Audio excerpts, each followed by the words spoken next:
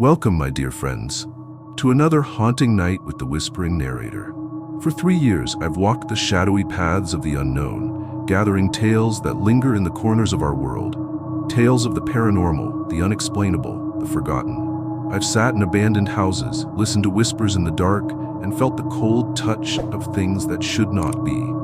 And tonight, I'm here to share those stories with you. So pull up a chair, dim the lights, and let the darkness settle around you. Because we're about to embark on a journey through places long abandoned, where the echoes of the past still scream to be heard. Have you ever felt it? That shiver down your spine when you pass an old crumbling building, an abandoned farmhouse, a boarded-up theater, a ghost town swallowed by the desert? It's as if the air itself holds its breath, waiting, watching, whispering. Those places aren't just empty shells. They're alive with memories, with pain, with spirits who cannot rest. And tonight, I'll take you to 3 such places across America, each one hiding a story that will cling to your thoughts long after the lights come back on. Our journey begins in the heart of Iowa, at a farmhouse that stood silent for over 7 decades. Then we'll travel to Chicago, to the ruins of a once glorious theater where the music never truly stopped. And finally, we'll venture into the deserts of Nevada to a ghost town where something ancient and malevolent still watches from the shadows. These are not just stories, they're warnings etched into the bones of the places they haunt. Are you ready to listen? Then let's begin with the first echo, the weeping child of the Iowa farmhouse.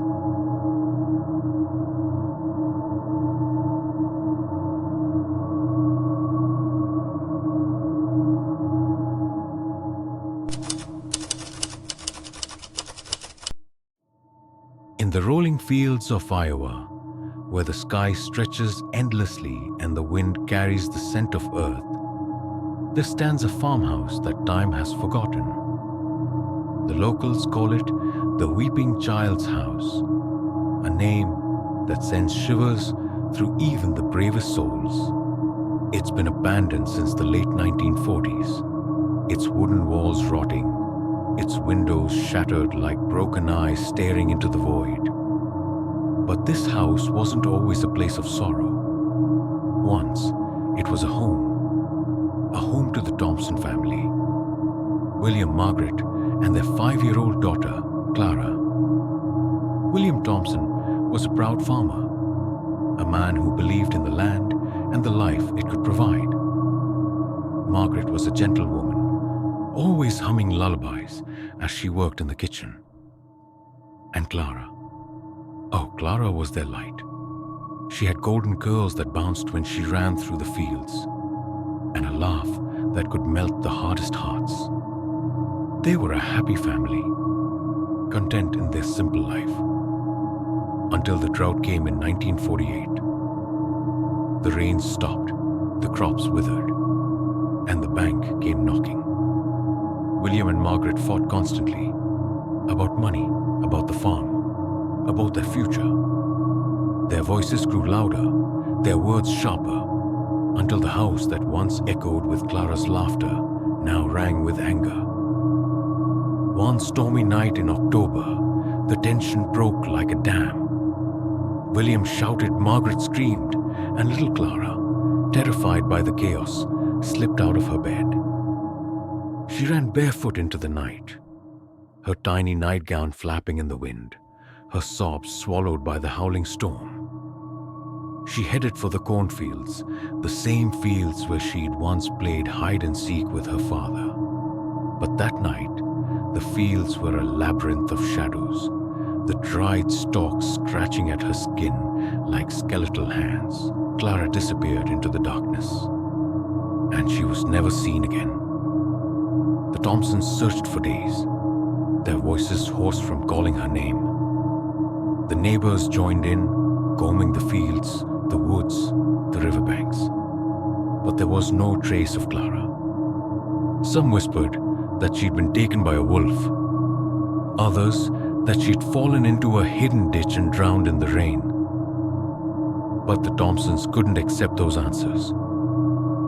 They left the farm a month later, broken by guilt and grief, leaving behind everything they owned, and some say leaving behind Clara's spirit as well. Decades passed, and the farmhouse fell into ruin.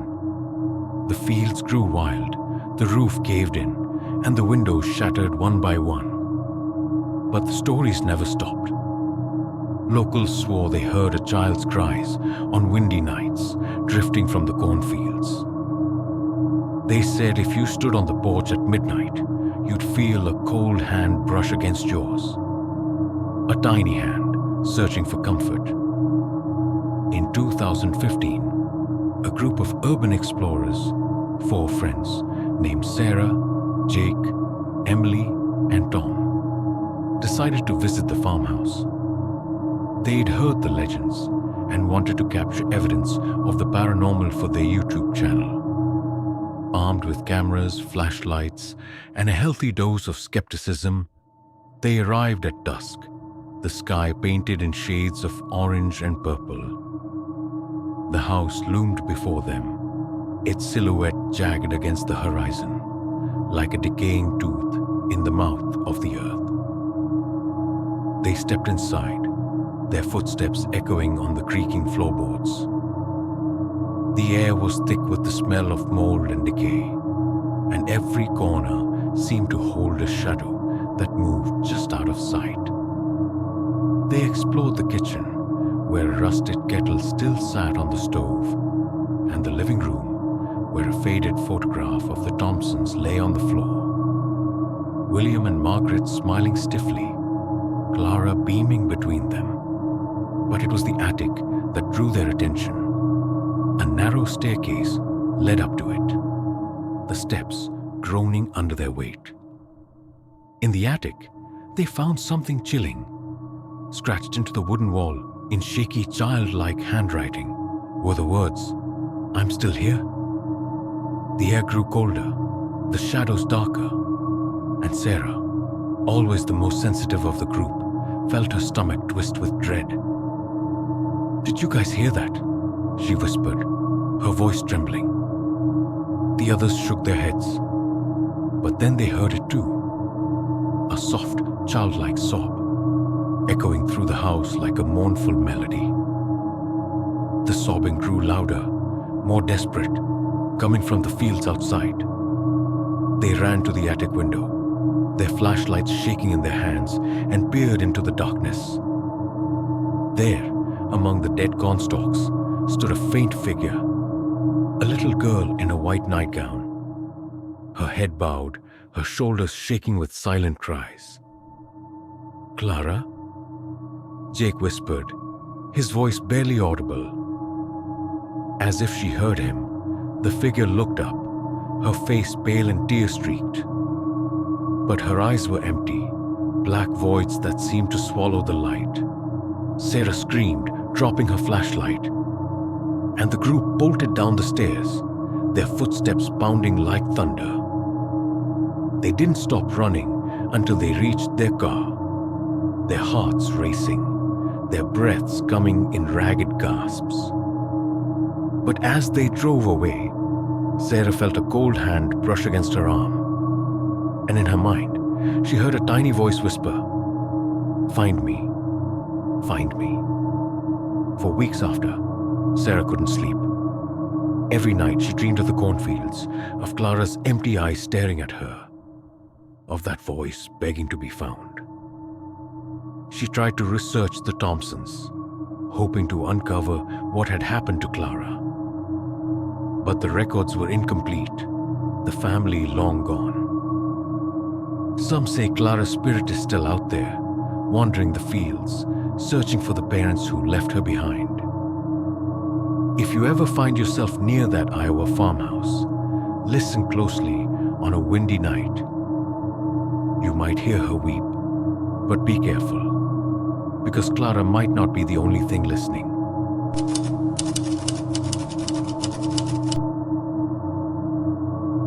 Our next stop takes us to the bustling streets of Chicago, or rather, to a forgotten corner of the city, where the Grand Harmony Theater lies in ruins. In the 1920s, this theater was a jewel of the city, a place where the elite gathered to lose themselves in music and drama. The stage was adorned with velvet curtains. The chandeliers sparkled like stars, and the air was filled with the sound of laughter and applause.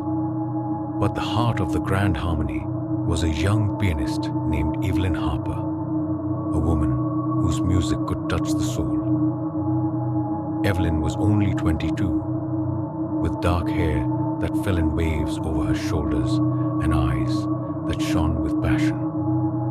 She'd grown up poor, playing on a battered piano in her family's tiny apartment. But her talent had carried her to the stage of the Grand Harmony.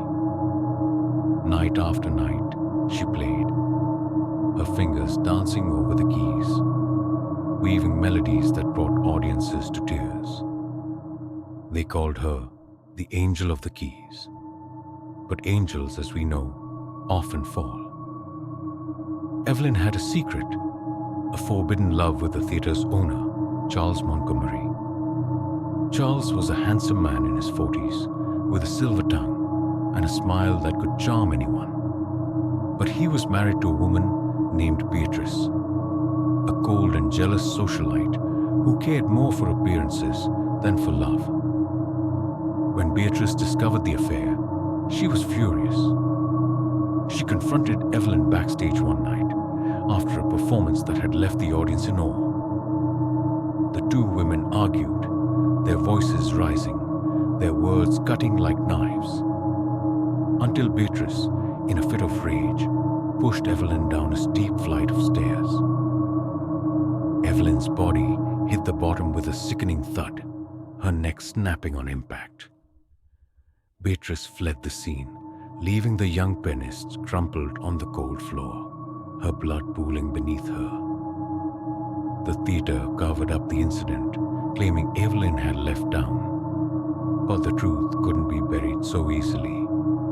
The Grand Harmony closed its doors a few years later, its glory fading as whispers of the tragedy spread. By the 1990s, it was nothing more than a crumbling shell, its seats covered in dust, its stage rotting away. But some say Evelyn never left. In 1995, a janitor named Marcus Jones was hired to clean the theater before its scheduled demolition. Marcus was a practical man, not one to believe in ghosts or fairy tales. He arrived at the theater just before sunset, his broom and bucket in hand, ready to work through the night. The air inside was stale, heavy with the scent of decay, and every step he took echoed through the empty space. He started in the lobby, sweeping up broken glass and debris, then moved to the auditorium, where rows of red velvet seats sat in silent decay.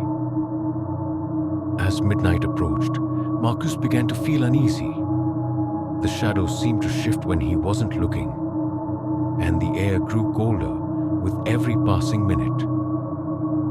He told himself it was just his imagination, until he heard it, the faint sound of a piano drifting from the stage. The notes were slow, mournful, a melody that seemed to pull at his heart. Marcus rose, his broom clattering to the floor. "Who's there?" he called, his voice trembling. There was no answer, only the music growing louder, more insistent. He followed the sound, his flashlight cutting through the darkness, until he reached the stage. There, in the center, stood an old grand piano. Its keys yellowed and cracked, its wood warped with age, but the keys were moving, playing on their own, as if guided by invisible hands. Marcus stared, his heart pounding, unable to believe what he was seeing, and then he felt it. A cold breath on the back of his neck, followed by a woman's voice, soft and haunting. "Play with me."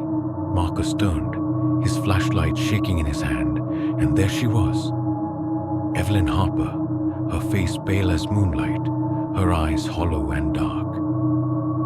She wore a tattered 1920s dress, its hem stained with blood, and her lips curled into a smile. but it was a smile that held no warmth, no humanity.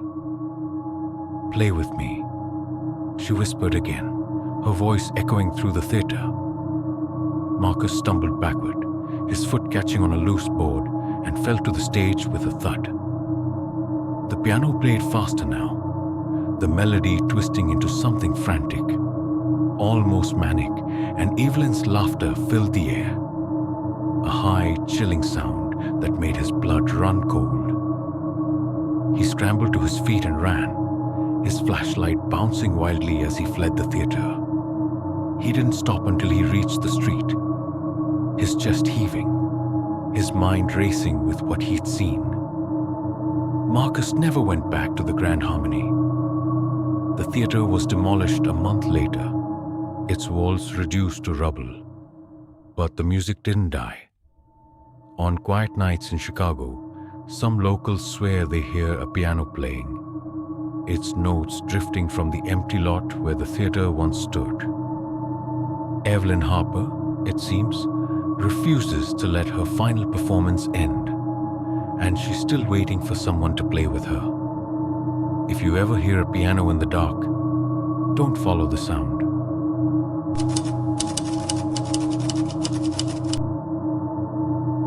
For our final story, we travel to the desolate deserts of Nevada, where the sun burns the earth and the wind whispers secrets through the sand.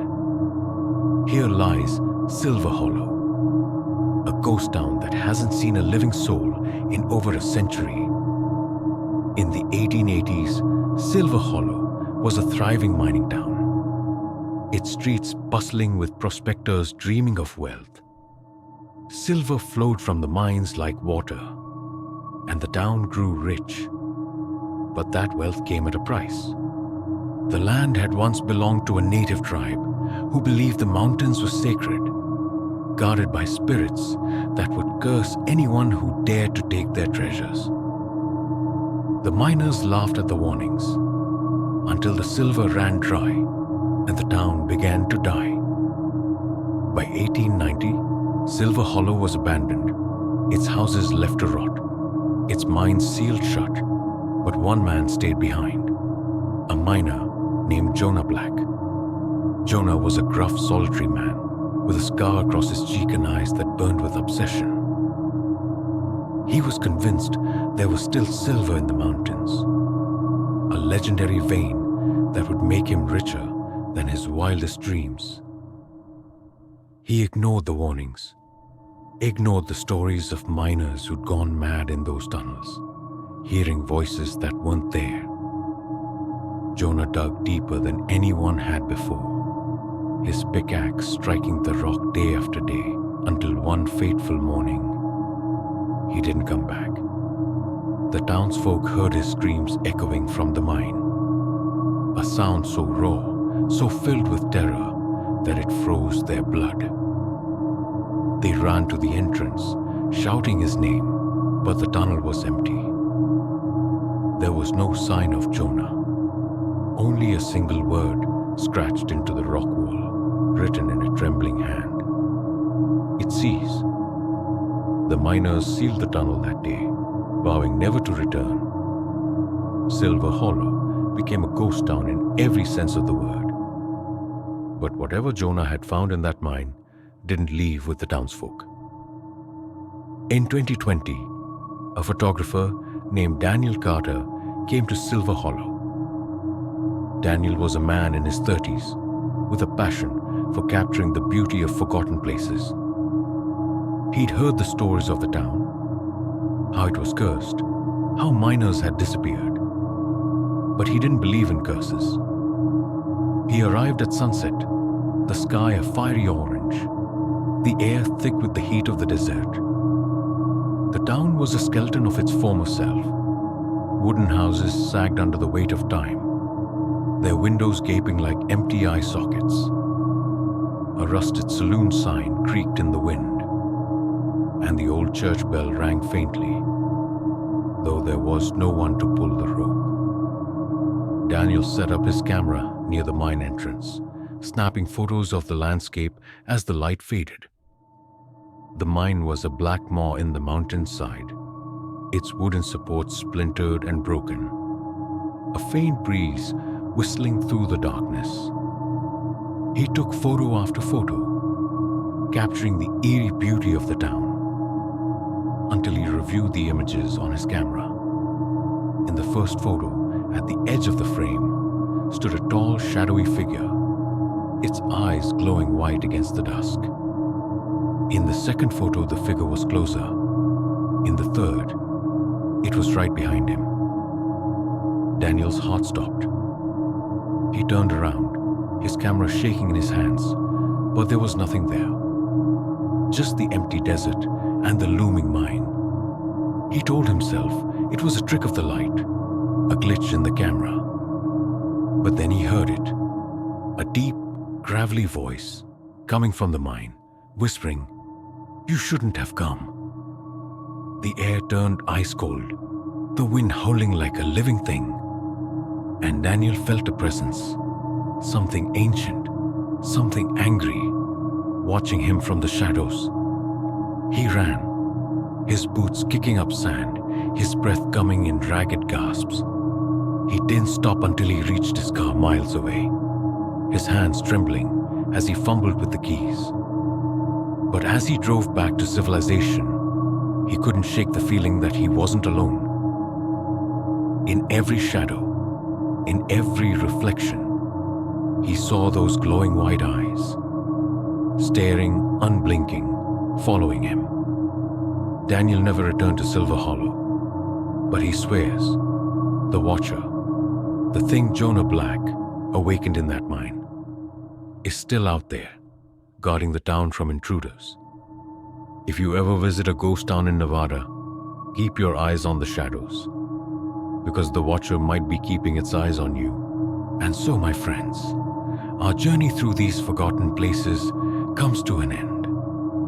For now, we've walked the desolate fields of Iowa, where the weeping child still cries for her lost family. We've stood on the stage of the Grand Harmony Theater in Chicago, where Evelyn Harper plays her eternal melody. And we've stared into the shadows of Silver Hollow, where the Watcher guards its cursed silver with unblinking eyes. These places, these echoes of the past, remind us that some things cannot be buried, cannot be forgotten. They linger, they whisper, they wait for someone to listen. I've spent 3 years chasing these stories, sitting in the dark, feeling the weight of the unseen. And every time I tell a tale like this, I wonder, what echoes are hiding in your life?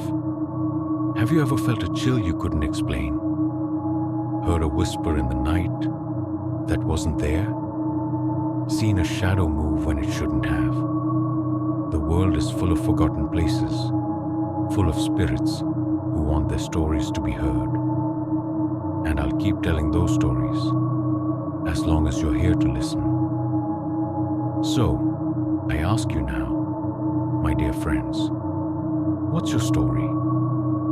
Have you ever encountered something paranormal? Something that made your heart race and your skin crawl? Maybe it was a shadow in your childhood home, a voice in the woods, a feeling you couldn't shake. Whatever it is, I want to hear it. Share your story in the comments below. I read every single one, and who knows, maybe your tale will be the next one I tell on a night like this.